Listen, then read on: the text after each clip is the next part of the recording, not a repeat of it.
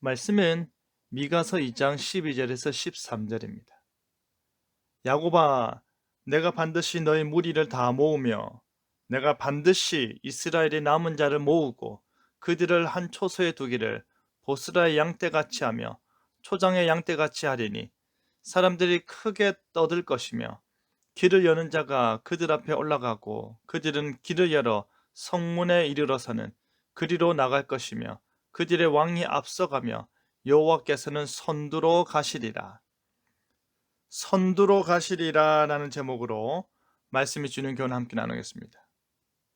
누가 여호와와 같은가 라는 의미의 미가 선지자는 요단부터 히스기야 때인 아수르가 강대국으로 떠오르는 시기에 활동하였습니다. 오늘 본문이 놓인 미가의 첫 단락은 하나님께서는 그의 택한 남은 자들을 예루살렘으로 모으신다라는 내용입니다. 하나님께서 사마리아와 유다의 탐욕스러운 지주들과 그들을 지지하는 거짓 선지자들을 향해 분노하십니다. 이스라엘을 향한 그들의 탐욕과 괴롭힘이 극에 달하였기 때문입니다. 탐욕스러운 지주들은 이웃의 것을 함부로 약탈할 때 거짓 선지자들은 하나님의 계명과 성결을 가르치는 것이 아니라 세속적 부와 번영과 복받음에 대해서만 말하니 그 결과는 어떠했을까요? 탐욕으로 거대한 욕망을 채우는 것이 정당화되어 버린 것입니다. 탐욕의 시대에 거짓 선지자였던 것입니다. 바로 이와 같이 타락한 이스라엘은, 특별히 탐욕에 흠뻑 젖은 자들은 하나님의 심판을 당하게 되는데, 그 심판이 무엇인 줄 아십니까? 바로 아수르에 의한 몰락입니다. 하지만 그 심판과 전쟁 가운데 하나님께서는 그 남은 자들을 반드시 모사 그가 예비한 초소에 두시겠다 하십니다. 그런데 이들은 아수르의 침략 가운데 아무런 영향을 받지 않은 자들이 결코 아니었습니다. 그들은 하나님의 심판을 함께 받은 자들이었지만 그 무시무시한 심판을 견딜 수 있었는데, 그 이유는 바로 하나님께서 그들을 긍휼히 여기사 그들에게 용서를 베푸셨기 때문입니다. 구원받은 남은 자들은 한 초소에 모여 하나님의 강하고 영원한 나라로 세움을 받을 것입니다.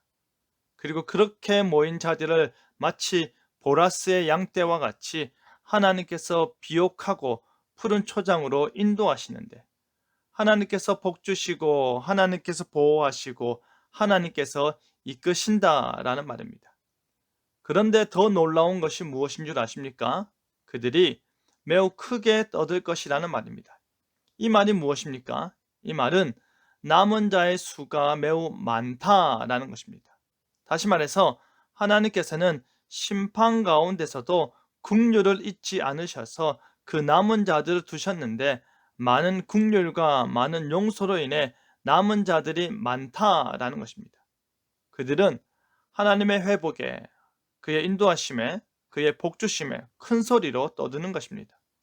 그리고 이어서 말하기를 길을 여는 자가 그들 앞에 올라간다 합니다. 길을 여는 자, 곧 이스라엘의 목자인 왕이, 이스라엘의 하나님께서 아스르로부터 그들을 구원하기 위해 먼저 앞서 가신다라는 말입니다. 그리하여 그 기적 같은 구원을 예루살렘에 베푸시겠다라는 것입니다.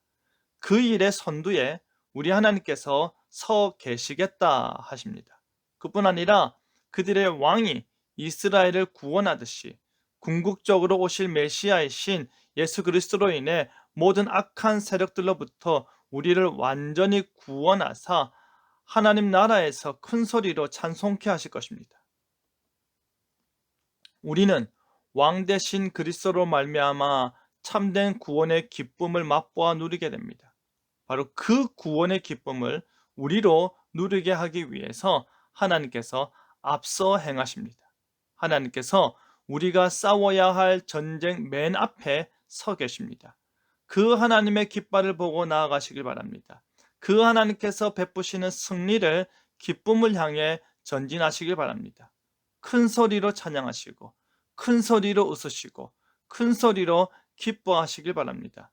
하나님께서 우리를 그의 구원의 나라로 이끄십니다. 그 선두에 서신 우리 주님을 바라보시길 바랍니다. 흔들리지 않는 구원의 확신 가지고 오늘도 힘차게 선두에 서신 주님 따라 살아가는 저와 여러분 되기를 간절히 바랍니다. 아멘.